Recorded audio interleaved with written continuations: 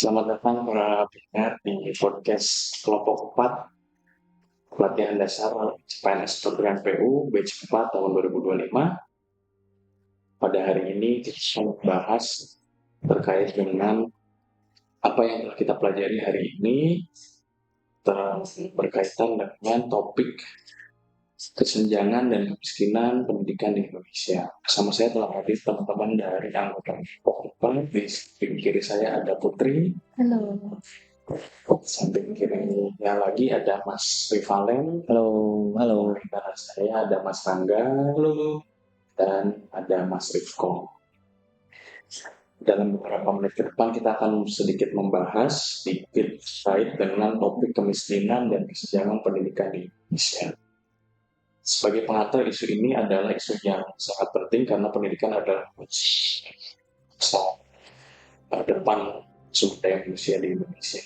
Tetapi banyak sekali tantangan dan rintangan yang kita hadapi saat ini, terutama karena berawal dari kemiskinan sehingga akses pendidikan menjadi tidak mudah. Dalam berbagai sudut pandang dan kebijakan yang kita lihat hari ini, bisa kita rangkum dalam beberapa hal, misalnya kesejahteraan guru, kemudian kebijakan penerapan zonasi, kemudian tantangan bonus demografi juga, ya, sampai solusi masa depan. Jadi salah satunya dengan kebijakan sekolah rakyat. Mari kita mulai. Mungkin untuk yang pertama kita akan bahas berkenaan dengan kesejahteraan.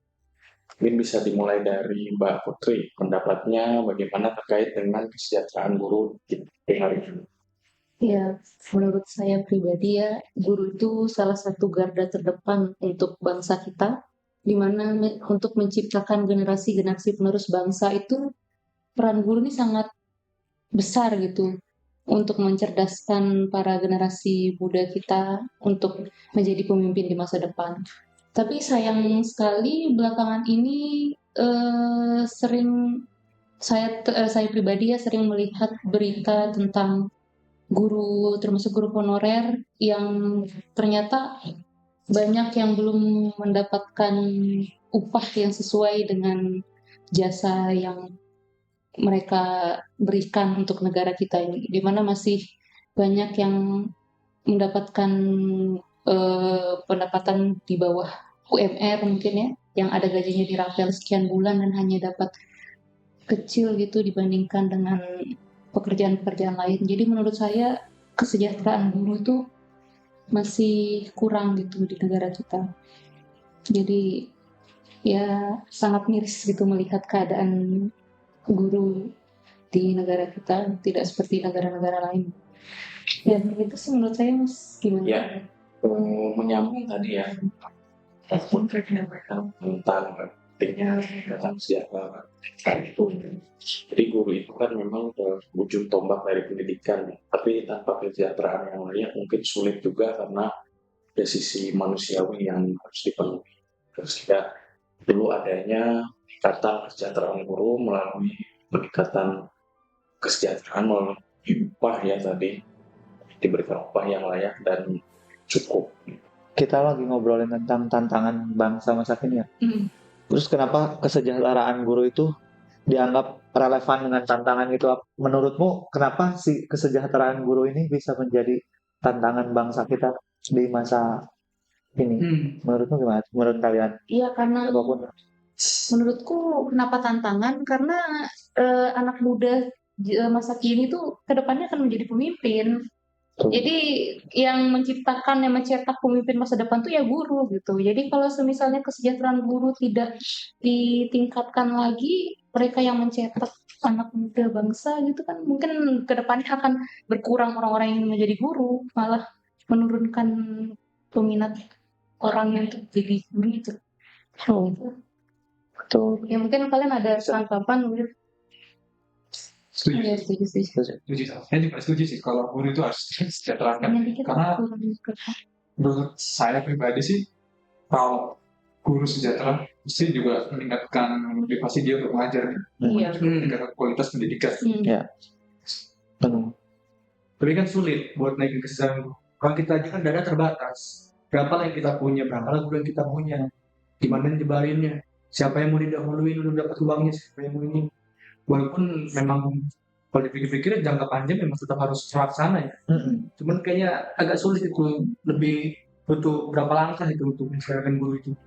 Kayaknya mungkin setelah Iya, agak sulit juga ya. Bicara kesejahteraan guru itu bukan hanya topik kita hari ini ya. Mungkin 20 tahun ke belakang juga memang sudah jadi pembahasan gitu. Mana ya mungkin kita juga bagian dari kebijakan guru. Mungkin kita juga dididik oleh guru yang tidak sejahtera juga gitu ya. 20 tahun. Jadi memang solusinya jangka panjang, tahap, tapi yang mudah-mudahan terus kebijakan yang lebih mendukung, misalnya pengangkatan honorer atau penyampaian insentif misalnya, atau juga ada kebijakan khusus lainnya yang bisa jadi solusi. Mungkin gitu Mas Valen. Benar. Agak tadi tuh aku ngedengar Putri itu nge-mention bahwa guru tuh pencetak generasi-generasi muda yang akan menjadi pemimpinnya. Iya. Ini tuh berarti kan relevansi kenapa menjadi tantangan karena Indonesia itu sendiri mau menghadapi bonus demografi kan yang dikatakan untuk bonus demografi gitu kan. Mungkin kalau yang aku tangkap ini Putri itu menjadikan kesejahteraan guru itu sebagai tantangan mungkin karena ketika bonus demografi itu diisi sama orang-orang yang kurang kompeten gitu kan, itu kan bonus demografinya bisa berbalik jadi bencana demografi mungkin gitu ya maksudnya. Ya kan? Makanya jadi kesejahteraan guru itu menjadi hal yang penting untuk mengatasi tantangan bangsa Indonesia di masa kini dan masa depan gitu yang mungkin salah satunya.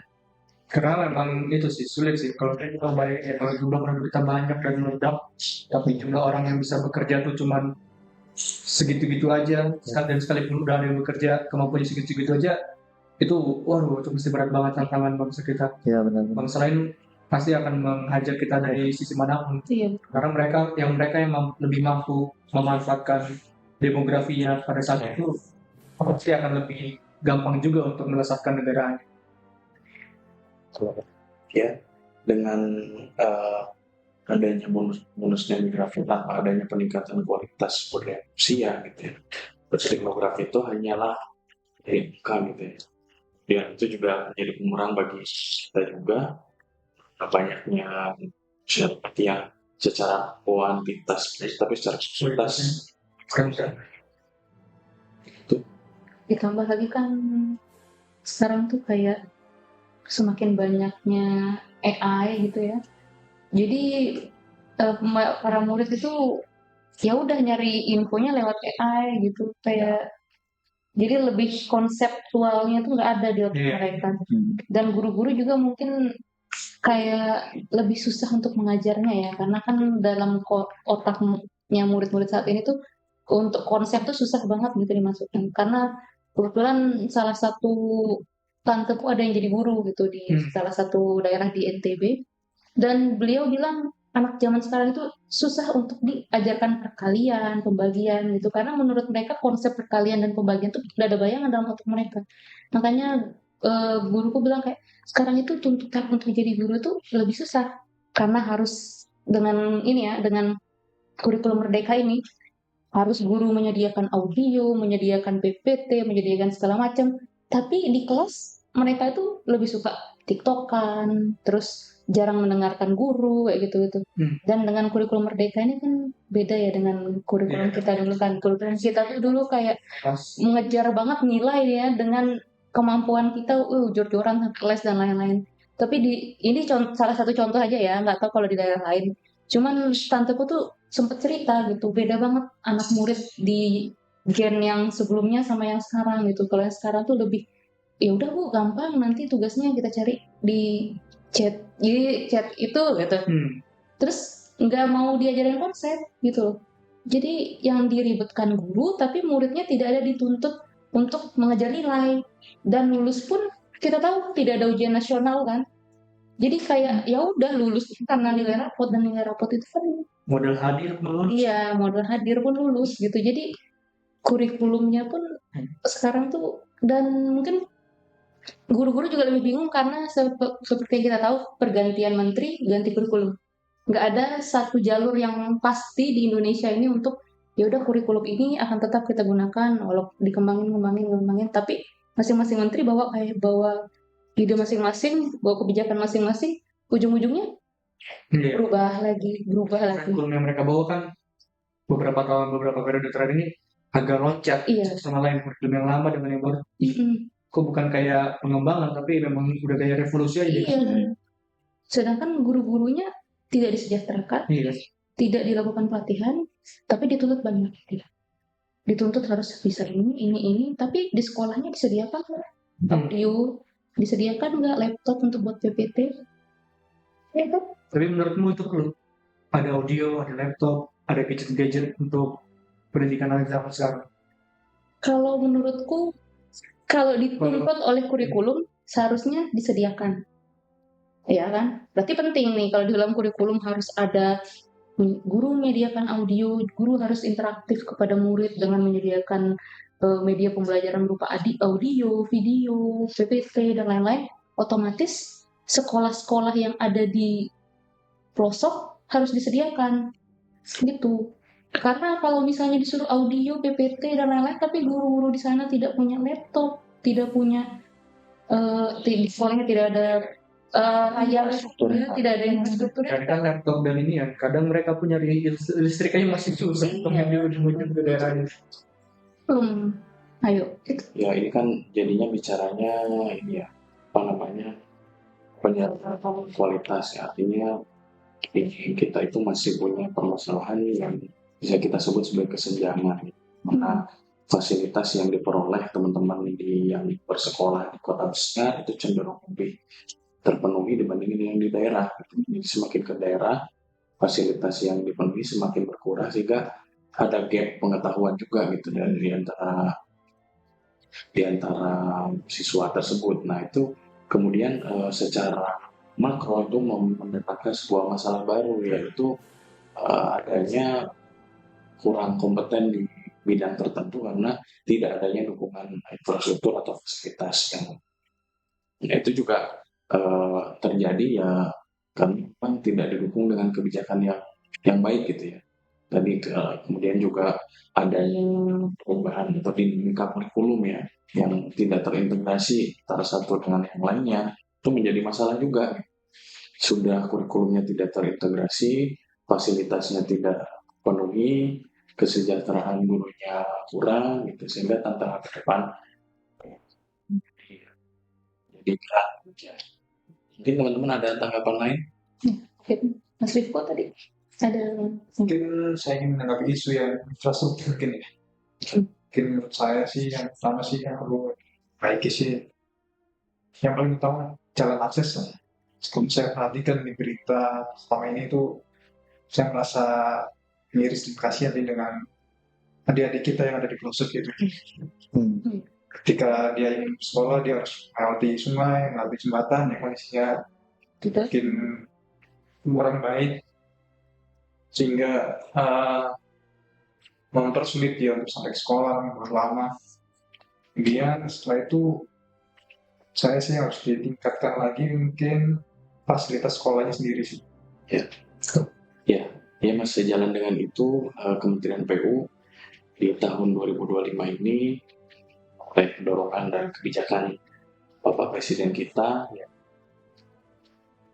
saat ini kita sedang membangun sekolah rakyat yang mana itu merupakan sebuah upaya akselerasi untuk mencapai daerah-daerah dan infrastruktur yang memadai di daerah ya, tentunya kaitannya dengan pendidikan gitu. Nah, tetapi sekolah rakyat ini kualitasnya juga ke depan diperhatikan, tidak hanya bicara infrastruktur, tapi juga bagaimana sekolah rakyat itu dikelola. Itu kan ke depan ya, sekolah rakyat itu kalau kita baca bahwa itu sekolah yang lebih inklusif gitu. Di mana semua kalangan itu bisa masuk, bisa sama, bisa mendapatkan fasilitas yang sama gitu ya. Atau melihat dia berasal dari mana gitu, tidak melihat zonasi seperti itu. Jadi sekolah rakyat mungkin ya saat ini adalah akselerasi kebijakan sebagai solusi dari permasalahan-permasalahan yang ada. Mungkin teman-teman ada tanggapan? Kalau mengenai sekolah rakyat, justru saya berpendapat dia nggak seinklusif itu. Karena di sekolah rakyat itu dari yang saya baca ya, itu kan diutamakan untuk masyarakat yang berpendapat rendah, kategori miskin dan miskin ekstrim. Dan itu kan memang, jadi itu yang diutamakan. Kami ini yang dari kalangan menengah, bukan itu pasarnya, bukan kami pasar yang untuk masuk sekolah rakyat itu. Ya itu tadi memang karena ini sasarannya adalah lagi-lagi teman-teman kita di daerah gitu ya, yang memang di pelosok-pelosok dan akses ke pendidikannya sulit gitu ya, atau jauh, baik itu secara akses maupun keterjangkauan pembiayaan ya untuk sekolah gitu ya. Jadi mungkin inklusif itu yang dimaksud bagi kalangan menengah ke bawah ya Mas ya, karena memang itu sasarannya gitu. Tapi untuk yang ke menengah ke atas mungkin memang sudah difasilitasi atau memang ada cara lain gitu yang lebih tepat sasaran gitu. Kalau menurutku sih secara gagasan mah pasti bagus ya sekolah rakyatnya. Cuman nah itu harus kata Mas Rizky tadi harus dikawal terus gitu, jangan sampai setelah beberapa tahun kemudian tiba-tiba sekolah rakyatnya tuh kayak eksistensinya tuh kayak nggak jelas itu, entah lanjut atau enggak gitu, kita nggak tahu perkembangannya. Jadi kalau secara gagasan udah bagus sih harusnya si legitimasinya tuh di benar-benar dimunculin gitu, biar sekolah rakyat tuh berkelanjutan, bahkan ketika ada pergantian pemerintah pun nggak berpengaruh karena udah legitimasinya udah kuat banget gitu. Begitu sih menurut saya kalau idenya udah bagus nih. Terus lebih diperjelas lagi aja ya, yang kayak tadi kayak Mas Rangga kan bilang untuk kelas menengah. Emang kan susah ya masuk ke situ soalnya kelas menengah tuh posisinya tuh nggak enak banget ya, ke atas nggak masuk, ke bawah pun nggak masuk. Jadi harusnya kelas menengah pun ikut diperhatikan sih gitu menurutku. Sekolah rakyat tuh lebih mengakomodir kelas menengah juga gitu dibanding yang miskin aja. Yes. Gitu. Ya. Ada lagi teman-teman? Ya.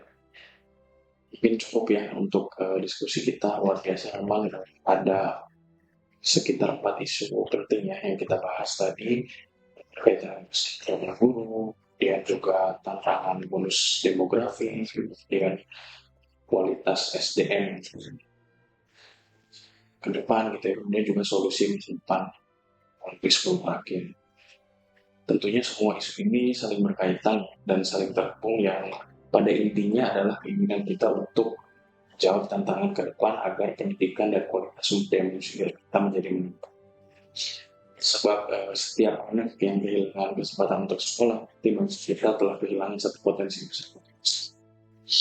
Dan jangan sampai ada Indonesia lagi yang harus meninggalkan sekolah karena biaya ataupun karena sebab lain seperti akses ataupun tidak adanya sekolah yang ada di daerah tersebut. Terima kasih kepada teman-teman yang sudah hadir hari ini dan memberikan pendapatnya sangat baik ini, yang sudah cukup menjawab apa tantangan kita ke depan. Semoga apa yang kita diskusikan menjadi wawasan dan menginspirasi langkah nyata kita sebagai CPNS dan mungkin nanti sebagai PNS untuk masa depan pendidikan di Indonesia. Terima kasih. Selamat siang. Bye-bye.